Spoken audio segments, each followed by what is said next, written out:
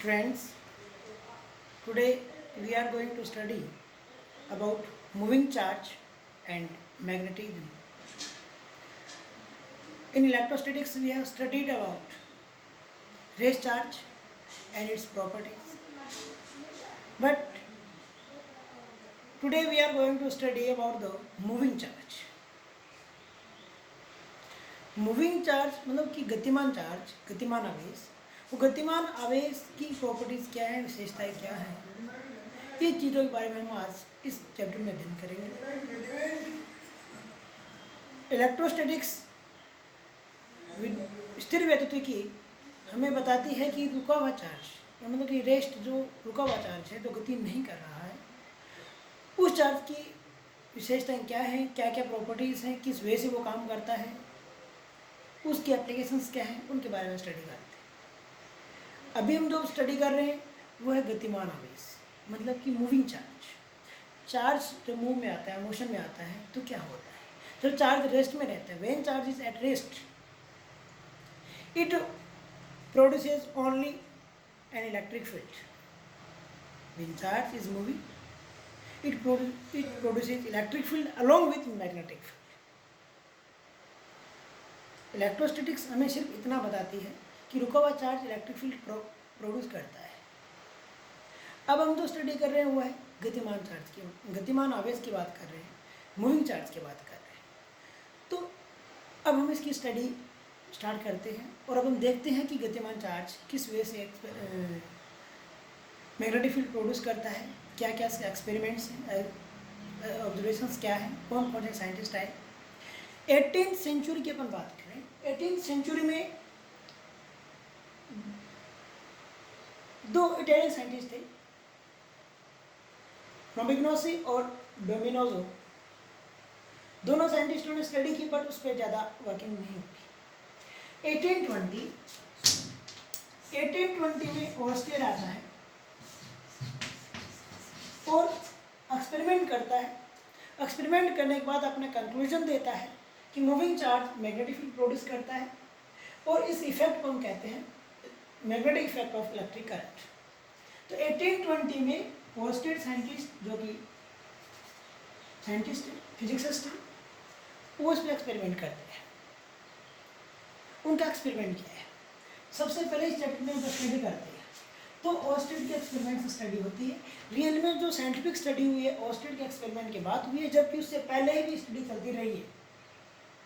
डोमिनोजो और रोमिग्नासी इटली के जो साइंटिस्ट थे उन्होंने किया, जबकि डेनिश साइंटिस्ट ऑस्टेड ने स्टडी की है एक्सपेरिमेंटली। उस एक्सपेरिमेंटल स्टडी में हम क्या पढ़ते हैं? Oersted experiment. अब ऑस्टेड एक्सपेरिमेंट में क्या है, उन्होंने क्या एक्सपेरिमेंट किया, इस एक्सपेरिमेंट को हम समझते हैं। ऑस्टेड ने एक conducting wire AB is a conducting wire लिया और AB कंडक्टिंग वायर को बैटरी से कनेक्ट किया, connect to the battery key this is the rheostat to control the current. इस वजह से उन्होंने एक सिस्टम सेटअप किया, बैटरी की और रियोस्टेट। ये जो कंडक्टिंग वायर AB है, कंडक्टिंग वायर AB में करंट पास हुआ। एक मैग्नेटिक नीडल लेते हैं हम, जो कि ऑस्टेड ने ली है। मैग्नेटिक नीडल या कंपास नीडल, जिसको आप लोग जानते हैं। कंपास नीडल जो कि मैग्नेट से बनी छोटी सी नीडल है, छोटी सी एक घड़ी जैसी स्ट्रक्चर है, और वो नीडल हिलती है मैग्नेटिक फील्ड की प्रेजेंस में। In the presence of external magnetic field ये जो नीडल है वो डिफ्रैक्शन शो करेगी। डिफ्रैक्शन कब शो करेगी, कैसे शो करेगी, वो अपन देखते हैं। हमें सबसे पहले डायरेक्शन की रिक्वायरमेंट होगी। ये डायरेक्शन है north, south, west and east direction दी है। अब देखिएगा इन चारों डायरेक्शंस में अभी की ऑफ है, की में कोई करंट पास नहीं हो रहा है। ऑस्टेड एक्सपेरिमेंट हम शो कर रहे हैं, की में कोई करंट पास नहीं हो रहा है, तो मैग्नेटिक नीडल में कोई डिफ्लेक्शन नहीं। There is no deflection when there is no current, क्योंकि जब करंट प्रोड्यूस होता है, वो जब करंट होता है, इसका मतलब चार्ज मोशन में है, चार्ज आवेश गतिमान है, charge is in motion. This condition is known as electric current. और इलेक्ट्रिक करंट जब कंडक्टिंग वायर ए बी में जब पास होगा तो क्या होगा। अब ये था there is no deflection in magnetic compass needle when there is no current in the wire AB। अब अपन बात करें ये नंबर 1 नंबर 2 सेकेंड कंडीशन, की को हम जैसे ही ऑन करेंगे करंट पास होगा, डायरेक्शन रहेगी A to B, magnetic compass needle deflect होगी। किधर डिफ्लेक्ट होगी और कैसे डिफ्लेक्ट होगी वो डायरेक्शन हम देखते हैं। ये नीडल जो डिफ्लेक्ट हो रही है वो इस वे से चलेगी,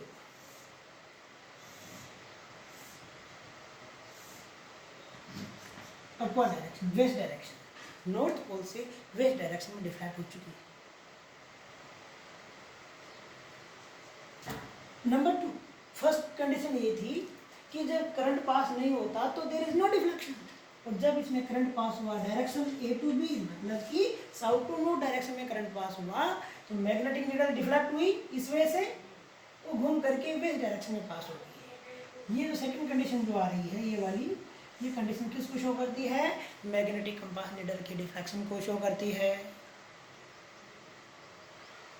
इसके बाद अब हम क्या करें, यदि करंट की डायरेक्शन को रिवर्स कर दिया जाए तो क्या होगा। ये फर्स्ट एंड सेकंड कंडीशन यहाँ हो चुकी है। नंबर थर्ड कंडीशन में बैटरी टर्मिनल्स को चेंज कर दिया,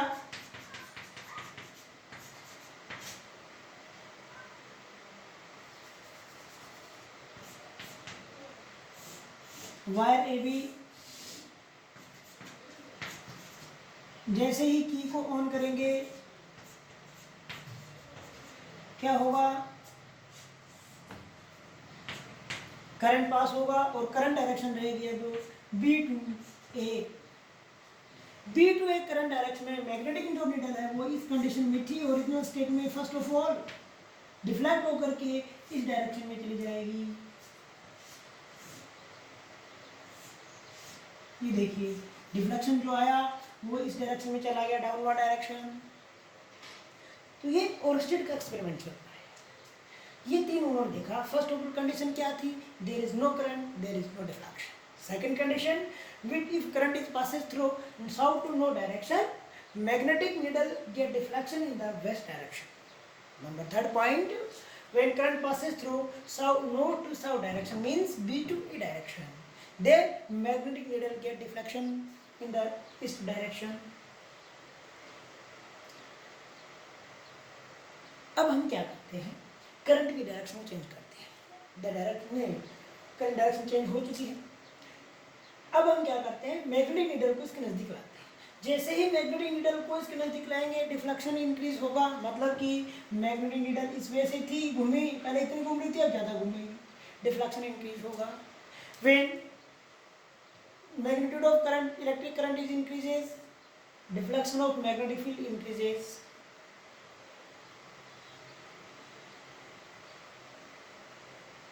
मैग्नेटिक नीडल को आप नज़दीक लेके आएंगे तो मैग्नेटिक डिफ्लेक्शन इंक्रीज होगा।